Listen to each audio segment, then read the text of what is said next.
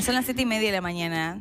Exactamente. Bueno, luego de compartir los títulos a esta hora, como dijo mi compañera Fernanda, vamos a ir a nuestros primeros invitados este lunes 3 de octubre. Y vamos a hablar de un tema que la verdad es muy interesante, concientizar sobre toda la población, que es vivir en humedales. Qué lindo, me gusta. Cuidar el ambiente, tiene todo asociado, imagino yo. Exactamente. Y bueno, por eso vamos a presentar a nuestros invitados de hoy, la señora Analía Liva y el señor Raúl Coronel. Ambos son integrantes del voluntariado anotado. Muy buenos días. Les damos la bienvenida al informativo Al Amanecer. Bueno, nos gustaría que nos cuenten un poco qué significa vivir en humedales.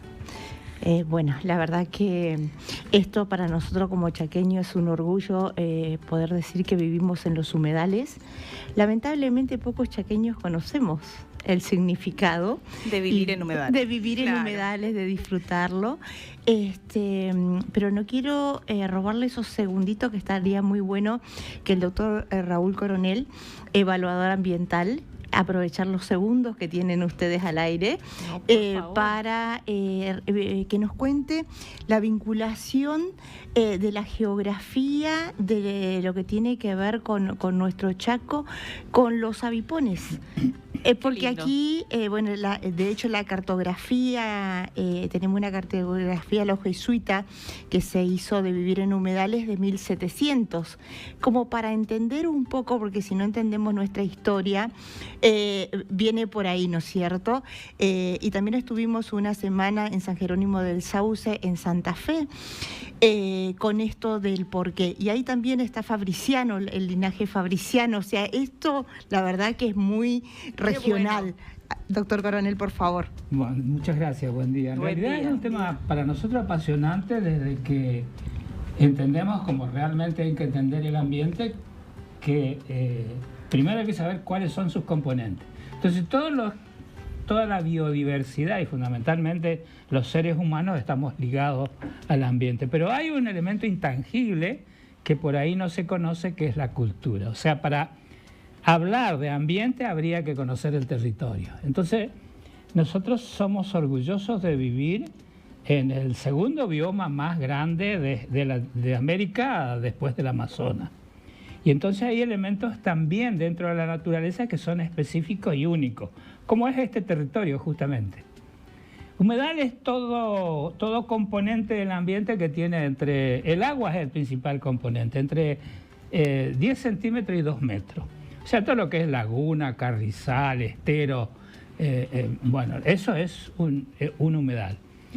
Y en este territorio lo más importante de todo es que además estamos los indios, que es en toda la legislación mundial, local, internacional y local, el componente indio es fundamental para poder saber qué tenemos que hacer con respecto a nuestro ambiente. Entonces estuvimos trabajando con 3 fases: el tema ambiental, precisamente, el tema dentro del humedal, el tema histórico y el tema comunicacional. O sea, hicimos un bloque que a nosotros nos permite llegar sobre la base de la última ley de educación. Y eso es lo que estamos haciendo, o sea, tratando de concientizar con elementos comunes en qué consiste este lugar que abarca desde el paralelo 28 hasta el río Bermejo y todo lo que es la ruta 11 y el río Paraná-Paraguay. O sea, son 508.000 hectáreas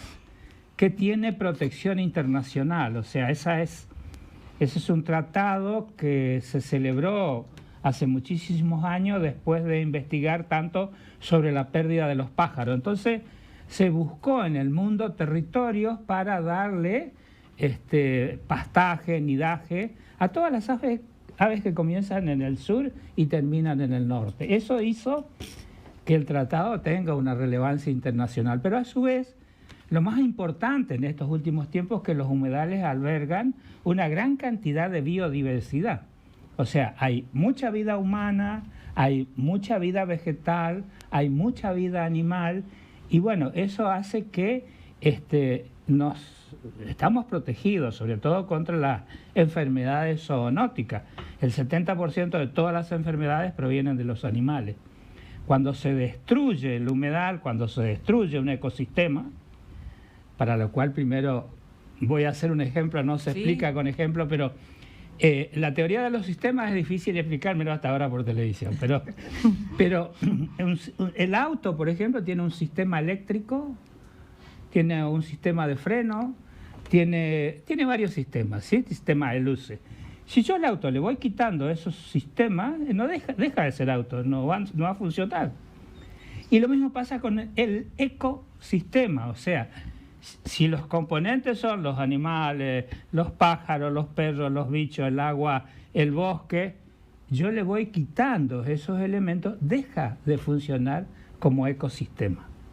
Entonces, para empezar a trabajar fundamentalmente en el área de humedales, lo primero que hay que evitar de que se destruyan, y por otro lado, lo que es importante destacar también que con este tema del cambio climático, los bosques, los humedales y los mares toman el carbono que hay en el ambiente y lo depositan. En el mar, graves consecuencias, porque se modifica el pH y se mueren los arrecifes de coral. O sea, ese es el principal problema, por eso los mares se calientan, se expanden e invaden las costas.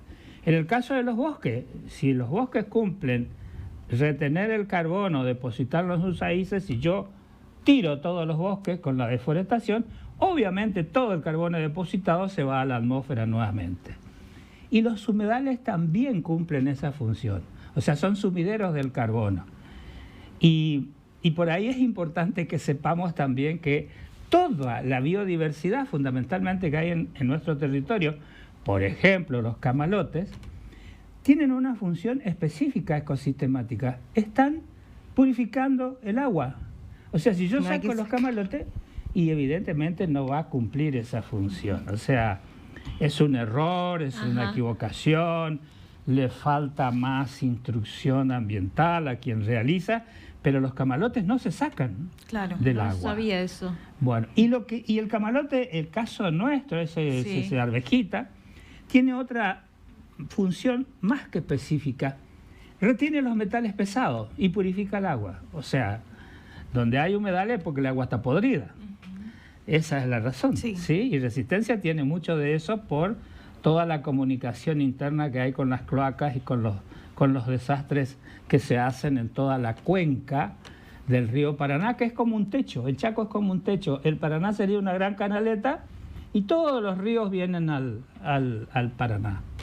Entonces, por eso es que se contamina con venenos, por el famoso glifosato y todo lo demás. No lo digo yo, lo dice la ciencia de la Universidad del Nordeste. O sea que, bueno, esas son las consecuencias y eso es lo que tratamos de, utilizando los métodos que nos da la educación, poder llevar un poco más de conciencia ambiental. Sí, sobre todo a los niños, porque por ahí nosotros ya estamos de vuelta de un montón de cosas, pero es trabajar para las generaciones futuras. Así como nosotros tenemos el mismo derecho y orgullo de pararnos en la costa del Paraná y mirar lo que significa, todas las generaciones que vienen por detrás nuestra tienen el mismo derecho. Entonces nosotros no podemos contaminar. Sí, no. Mi pregunta es, usted habló de la ley de educación, ustedes están trabajando articuladamente con el Ministerio de Educación, van a las instituciones educativas, para esto justamente que usted decía de concientizar desde muy pequeño, ¿no? Yo soy una gran defensora de que empieza desde el nivel inicial, que son los que más absorben en cuanto a uno cuando les da una enseñanza, y los que mejores ejemplos nos dan a nosotros son siempre los niños, los adolescentes. ¿Ustedes hacen algún trabajo así de articulación? Sí, nos están llamando para, digamos, dar charlas, sobre todo en la parte docente, en la parte, digamos, superior, pero realmente, oficialmente sabemos que están trabajando, pero nosotros no conocemos. Nosotros sí les enseñamos a tratar los residuos, porque la señora, por ejemplo, tiene un gran trabajo ambiental en el medio en materia de residuos, ¿sí? Y el tema con los residuos es esto. A ver, trataré de hacerlo sencillo. Un 1% del gas que hay en la atmósfera es el que produce todo el cambio climático. El 78% es un gas, el 20% es oxígeno, y un 1%, ese es el problema, y ese es el carbono. Entonces, cuando nosotros le mandamos más carbono, se modifica ese 1% y produce el cambio climático y el calentamiento global. Y uno de los gases que tiene ese problema es el metano. Y los basurales a cielo abierto, y todos los basurales, justamente producen metano, que es con el gas que cocinamos y todo lo demás. Hay muchas actividades en torno al metano en otras ciudades, que es hacer energía, por ejemplo, hacer cocinas para, sobre todo en los comedores escolares, se utiliza muchísimo. Nosotros por ahora no hacemos nada en el Chaco. Pero bueno, esa es la función de procurar que no existan más basurales, ¿sí? Ella le va a dar una... Bueno, ahí la verdad que venimos trabajando en varias líneas de acción, contestando un poco también a tu pregunta. Acá lo tenemos al doctor Coronel porque es nuestra biblioteca, sí. Porque tampoco, chicas, hay, perdón, la audiencia, hay muchos abogados ambientalistas que conocen del ambiente. Entonces también la legislación ambiental hay que conocerla para poder trabajarla, ¿no? Con educación, con el Ministerio de Educación hicimos humedales en la escuela. Este año que pensamos, la verdad que increíble como lo han aceptado los docentes, porque esto de formar formadores va por ahí. Mañana estamos en La Leonesa, bueno, también porque ahí los chicos van a hacer un mural, quieren escucharlo, tienen un montón de preguntas. La línea de Rivera es otra línea de acción, porque la línea de Rivera también es pública, pero lamentablemente cada vez tenemos más personas que construyen su casa en la línea de Rivera o la línea de Sirga. Esa también es para otro programa. Exactamente. Esto de los residuos, ¿qué hacemos con las pilas, por ejemplo? Que es uno de los... hasta acá tenemos un montón de residuos que sí sabemos qué hacer, digamos, con las pilas como que viene un poquito más complicado, pero también ya nos está guiando para trabajarle esa línea. Y vivir en humedales, ayer estuvimos en lo que va a ser el Parque Nacional El Palmar. La verdad que he soñado para hacer actividades físicas, que nosotros queremos llevar, esto de vivir en humedales, vincularlo con el deporte, hacer trekking, hacer senderismo, hacer senderismo en la laguna y las palmeras, claro. Chicas. Qué lindo. Hermoso. Paradisíaco, sí. La verdad, divino. Y es eso, poder acampar, poder ir a conocer el tema de la música, las leyendas, nuestros saberes ancestrales. El Chaco tiene muchísimos artistas. Sí. La pintura, de hecho, hemos sido el grupo que hemos pintado el Puente de los Inmigrantes con los distintos mensajes. Nuestros árboles nativos, nuestros animales en peligro de extinción, como es el muitú o el cuervo rey, que pocos conocían.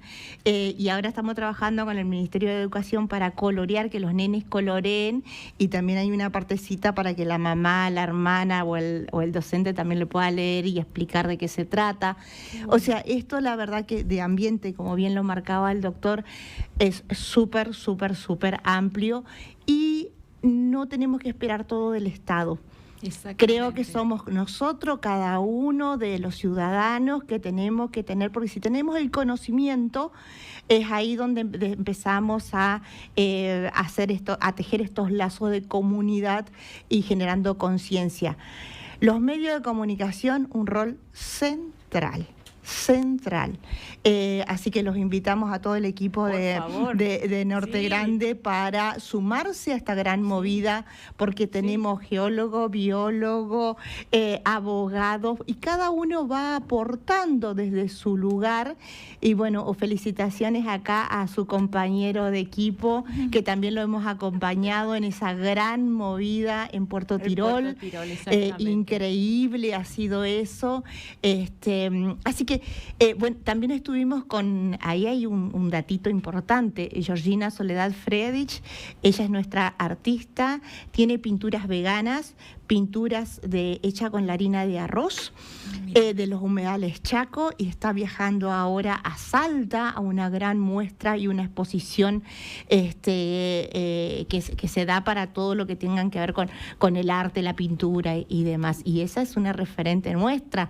Y también esto, ¿dónde vivimos? ¿Dónde estamos acá? Claro. Estamos en los humedales Chaco. Sí, exactamente. O sea, empezar a concientizarnos dónde vivimos.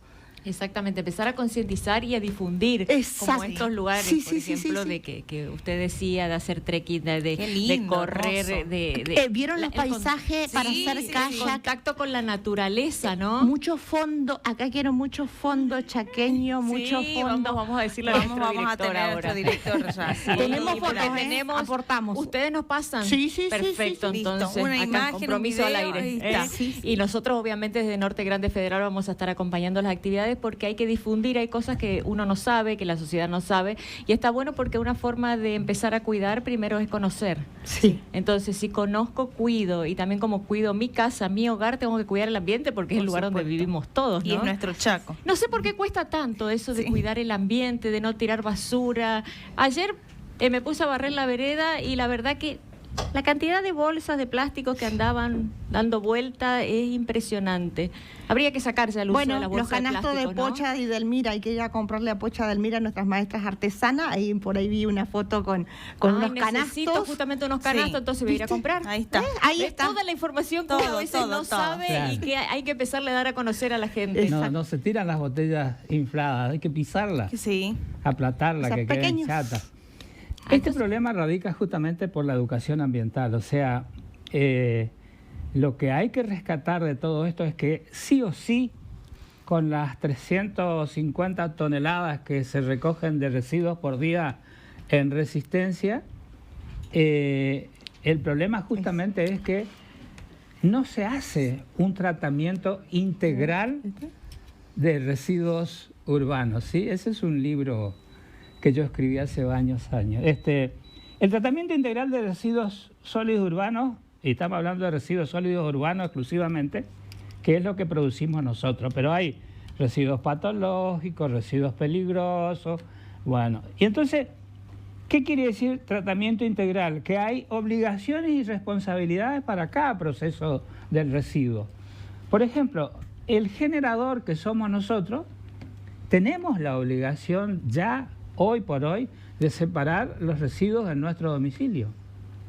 Y también la obligación de las autoridades es recogerlos en días diferenciados, ¿sí? Eso permite llegar a un final en que tenés todos los húmedos por un lado y todos los secos por otro lado. Porque si en este momento se hace el reciclaje, es el 10% de cada municipio. Nada más, o sea, faltaría el otro 90%. Nosotros hemos trabajado con varios municipios de la provincia de Corrientes, de Entre Ríos, donde hacen el tratamiento integral y terminan en ese proceso final, que es la disposición final del residuo, los vidrios, los plásticos, en fin. Y al final de ese ciclo, teniendo organizado ese sistema, permite ser autosuficiente, ¿sí? Porque todo se vende, ¿sí? O sea que hay que organizarse. No debemos esperar más esto de todos los días el recolector de residuos, o menos los domingos, no sé cómo serán en diferentes ciudades, en diferentes lugares de la ciudad, pero no podemos ya tener de esta forma el manejo en nuestro domicilio. Y esa es la obligación como ciudadanos, ¿sí? Si yo no tengo, hoy no puedo sacar el residuo, no lo saco, me quedo yo con el residuo, pero no lo pongo a la vereda a las 6 de la mañana cuando me voy a trabajar. Pues el residuo va a estar ahí desde las 6 de la mañana hasta las 9 o 10 de la noche, con todos los riesgos que implica, de que esté en la calle a expensa de un montón de situaciones que, bueno. Exactamente. Entonces, por eso tenemos que asumir este compromiso como ciudadanos, y esa es la educación que hacemos. Por ahí nos cuesta un poco porque, es decir, nosotros, una generación ha sido totalmente depredadora en todos los aspectos. Entonces, cambiar los parámetros es muy difícil. Lo que sí hay que pensar, pero con mis hijos, mis nietos, sus hijos y todo lo demás, tienen derecho a vivir en un ambiente, voy a hablar como abogado, sano y equilibrado, ¿sí? Pero tenemos la obligación de cuidarlo. Eso es lo que dice a continuación el artículo 41 de la Constitución Nacional. Así que, Bueno, porque podemos tener la ley que todos decimos humedales ya, pero si no tenemos una ciudadanía concientizada, organizada, educada, y de hecho ya tenemos, y también sitio Ramsar 1366 estamos acá. O sea, bien, tenemos humedales y tenemos sitio Ramsar, tenemos protección internacional. ¿Qué más necesitamos? Pero por un lado creo que no necesitamos de tantas normas para cuidar algo que nos beneficia a todos. a todos. Exactamente. Entonces es como hay una contradicción ahí. Exactamente. yo les voy a decir un detalle que quizás por ahí se sabe poco. Cuando se pide el sitio Ramsar se completa una serie de información, una ficha técnica donde se describe desde el fondo del río hasta todo lo que hay en la superficie. Y cuando se pidió este sitio Ramsar, se fundó en que había un pez que es único en el mundo. En muy pocos lugares del mundo lo hay, que es el dimnú. Es una suerte de pez anguila que respira 6 meses por branquia y 6 meses por pulmones. Ese pez hay en nuestras lagunas y en nuestro humedal Chaco, fundamentalmente en todo lo que hace la costa antequera y todo ese tipo de cosas. O sea, tenemos un sitio privilegiado, no es que vivimos, que el humedal o la laguna es laguna, hay que rellenarla, no. Tienes muchos componentes y lo que también queremos transmitirle, y esto por eso hacemos mucho hincapié, es que si bien el territorio está delimitado del sitio Ramsar y del humedal Chaco, quien firma el tratado tiene la obligación de tratar en las mismas condiciones que protege el sitio Ramsar todos los humedales que hay en su territorio. O sea, imagínense el estero Chajá, la laguna del Tigre, todas las lagunas que hay en todo el Chaco tienen protección internacional. O sea que la gente debe saber eso, obviamente. Bueno, la verdad que más que interesante, nos encantó y los comprometemos a una nueva visita porque hay mucho para hablar, Sí. hay mucho para aprender sobre lo que es nuestro ambiente porque es nuestra casa, es nuestro hogar y es lo que vamos a dejar a nuestros hijos, nietos, Sí. como usted bien lo decía. Agradecerles por su tiempo. Gracias. Y bueno, y que nos avisen cuándo van a hacer el trekking, por Sí, favor, vamos vamos ahí. a estar presentes. Eso estaría buenísimo. Vamos, Yo me voy a hacer un trail ahora a Misiones en noviembre, así que ustedes nos avisan cuando hacen el trekking. Vamos a ir. Y nos vamos con Y el ahí equipo sería de vivir en Naceland. humedales, disfrutarlo, Exactamente. caminarlo. Me gusta y vamos a dar Me la difusión encantaría. también Bien. previamente. Bien. Muchas gracias por el Muchas tiempo. gracias. Que tengan una excelente jornada. Igualmente, buen día.